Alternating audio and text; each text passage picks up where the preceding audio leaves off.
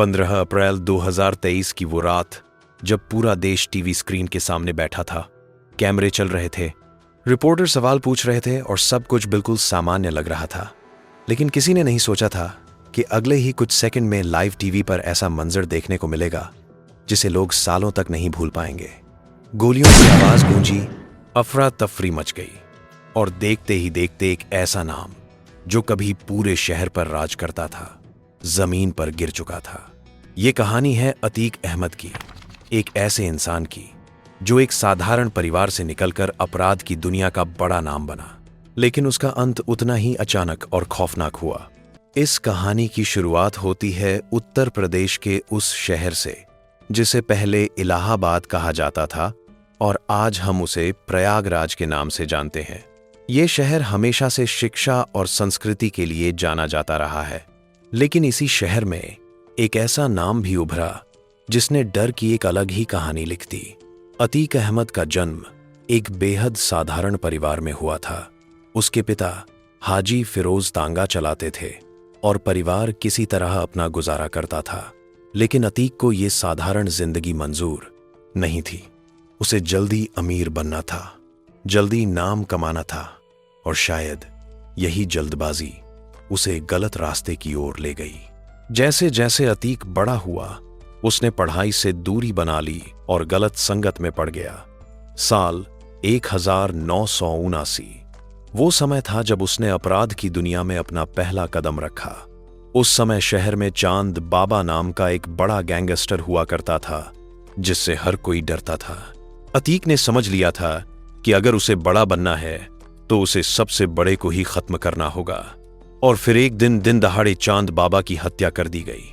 इस एक घटना ने अतीक को रातों रात मशहूर कर दिया। अब लोग उससे डरने लगे थे और दिन दहाड़े की पोट, उसका नाम पुलिस की फाइलों में दर्ज हो चुका था। लेकिन अतीक सिर्फ एक अपराधी बनकर नहीं रहना चाहता था। उसे समझ आ गया था कि अगर लंबे समय तक टिकना है तो राजनीति का सहारा लेना जरूरी है। इसीलिए उसने राजनीति में कदम रखा और साल 1989 में पहली बार विधायक बना। ये एक अजीब विडंबना थी कि जिस इंसान को जेल में होना चाहिए था उसे जनता ने सत्ता सौंप दी। अब अतीक के पास सिर्फ डर ही नहीं बल्कि ताकत भी थी। पुलिस भी उससे कतराने लगी थी और उसने अपने नेटवर्क को और मजबूत करना शुरू कर दिया। उगाही, जमीन कब्जा और किडनैपिंग उसका बिजनेस बन चुका था और पूरे शहर में उसका खौफ फैल गया था। समय बीतता गया और साल 2004 में अतीक अहमद सांसद बन गया। अब उसकी ताकत और बढ़ चुकी थी। लेकिन इसी दौरान एक ऐसी घटना हुई जिसने उसकी जिंदगी का रुख बदल दिया।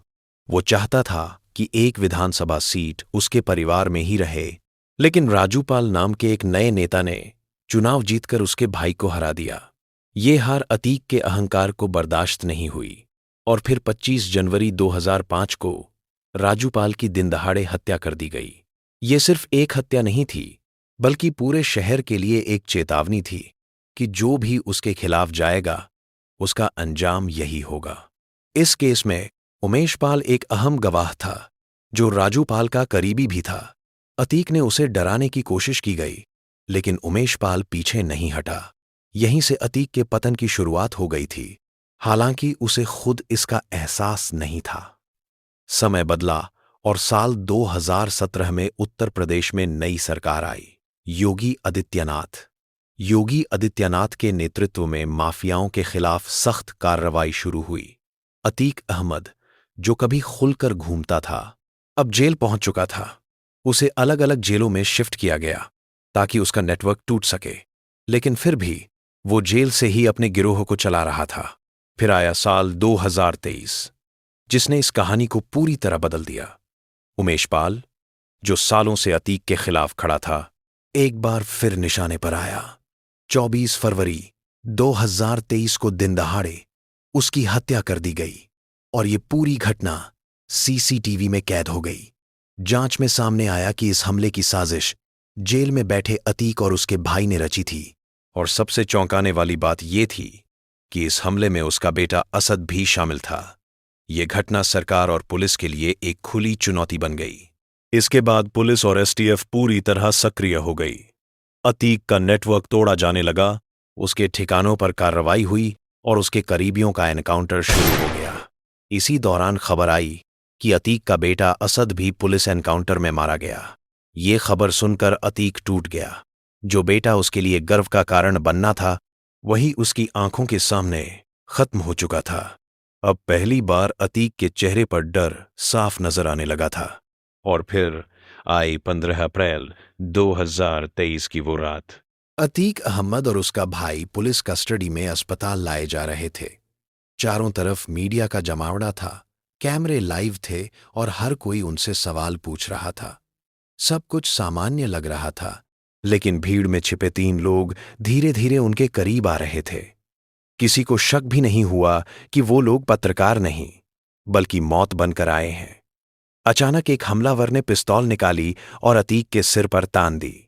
इससे पहले कि कोई कुछ समझ पाता, गोलियां चलने लगीं। कुछ ही सेकंड में अतीक और उसका भाई जमीन पर गिर चुके थे। ये सब लाइव टीवी पर हो रहा था और पूरा देश इस मंजर का गवाह बन रहा था।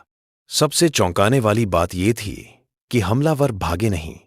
उन्होंने खुद ही सरेंडर कर दिया और कहा कि वो नाम कमाना चाहते थे, बड़ा गैंगस्टर बनना चाहते थे।